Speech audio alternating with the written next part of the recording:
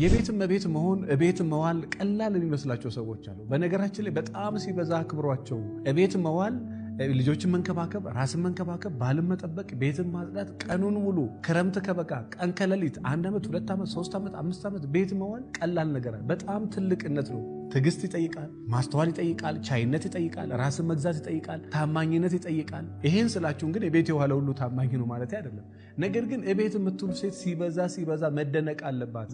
እቤት መዋል አንዳንድ ወንዶች እንደ ተራ ነገር እንደ ዝም ብሎ ነገር ይቆጥሩታል። ነው እቤት መዋል እቤት መቤትነት ቀላል እንዳይመስላችሁ።